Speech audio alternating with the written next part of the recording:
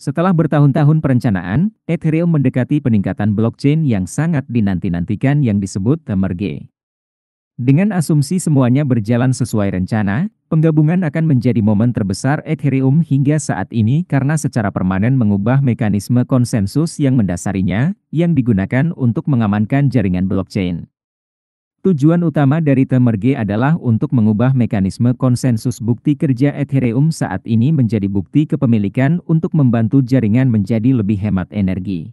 Secara teknis rantai bukti kepemilikan, yang disebut rantai Beacon, sudah aktif tetapi belum terintegrasi dengan blockchain utama. Ketika penggabungan terjadi, ia akan mengambil blockchain saat ini dan menggabungkannya, karena itu namanya, dengan rantai bukti kepemilikan. Setelah itu, Ethereum akan berjalan dengan bukti kepemilikan. Apa yang terjadi setelah Temerge? Dengan asumsi Temerge berjalan dengan sukses, itu akan menghapus salah satu masalah terbesar Ethereum, yaitu dampak lingkungan, dan memungkinkannya untuk fokus pada masalah inti lainnya, terutama penskalaan untuk memungkinkan lebih banyak transaksi dengan biaya rendah. Dengan tidak adanya masalah lingkungan, ini bisa berdampak besar pada masa depan NFT, sebagian besar ada di Ethereum.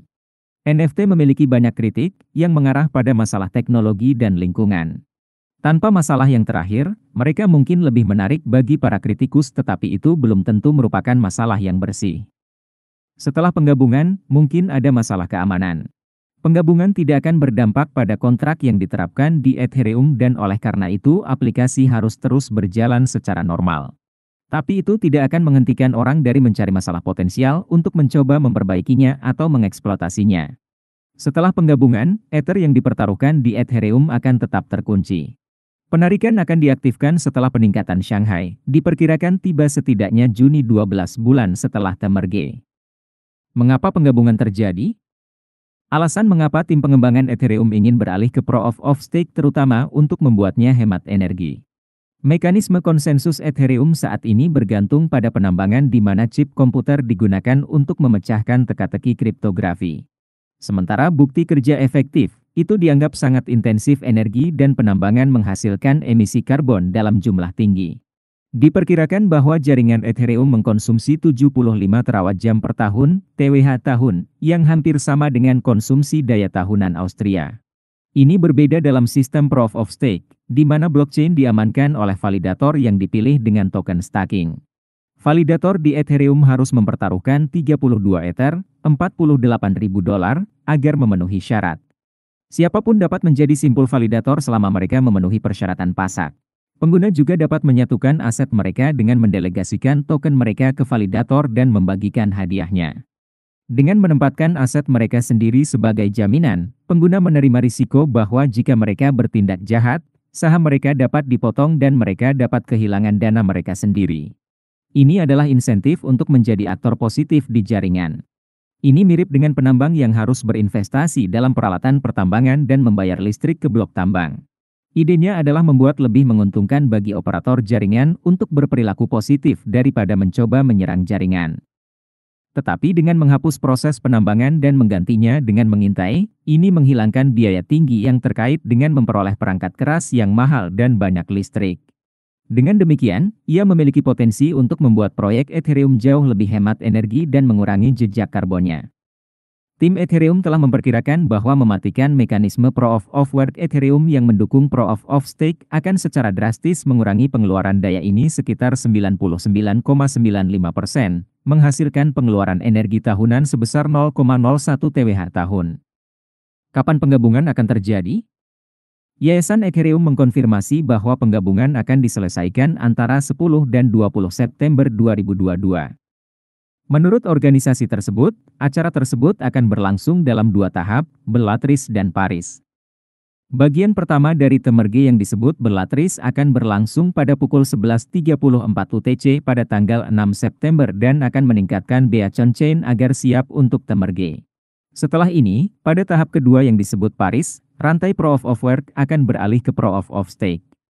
Waktu transisi yang tepat tidak diketahui tetapi penggabungan akan dijalankan ketika jaringan mencapai kesulitan total terminal yang telah ditentukan sebelumnya.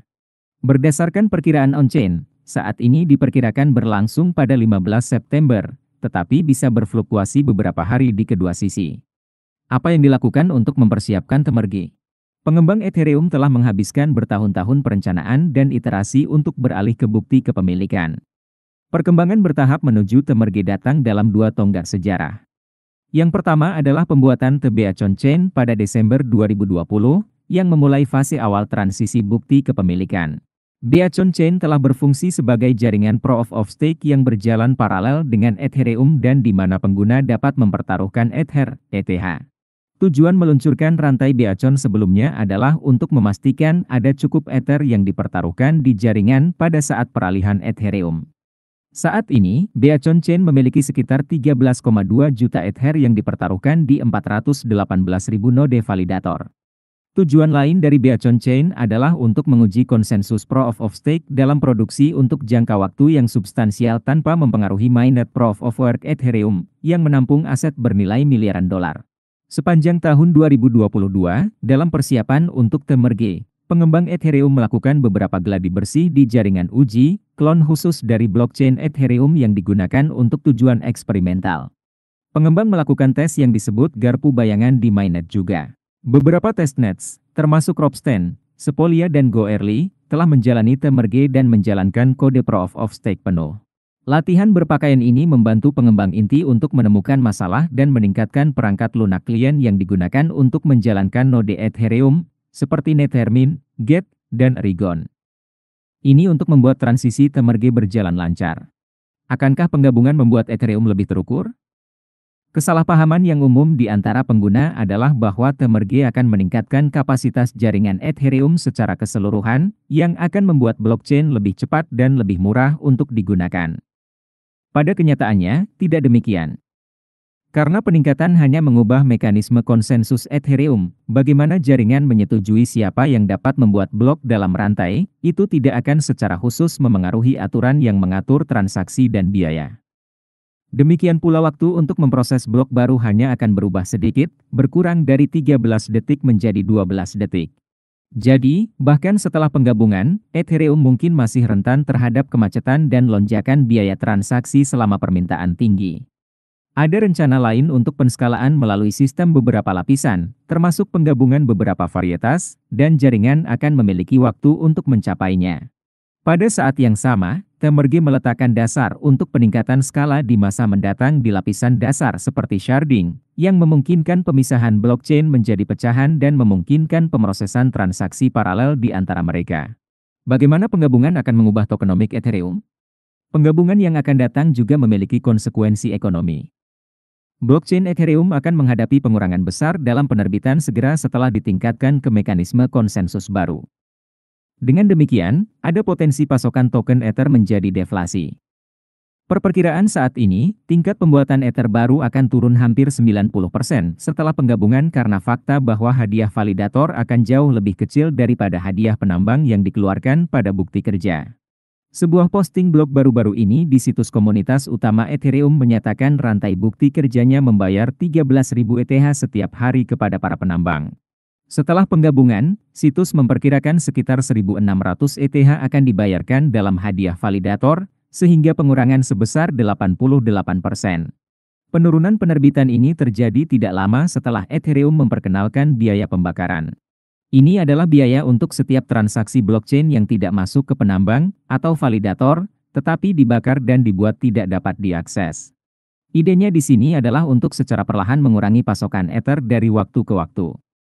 Sejak biaya pembakaran diperkenalkan, lebih dari 2,6 juta ETH telah dibakar, bernilai sekitar 3,76 miliar dolar dengan harga Ether saat ini. Akibatnya, jaringan Ethereum akan mengeluarkan lebih sedikit ETH setiap tahun dan juga akan terus membakar sejumlah besar ETH setiap tahun. Jika membakar lebih dari yang dikeluarkan, maka jaringan akan mengalami deflasi, dengan pasokannya menurun setiap tahun alih-alih meningkat. Ini kemungkinan akan terjadi jika harga gas rata-rata, bagian inti dari biaya transaksi, di atas 16 GWI.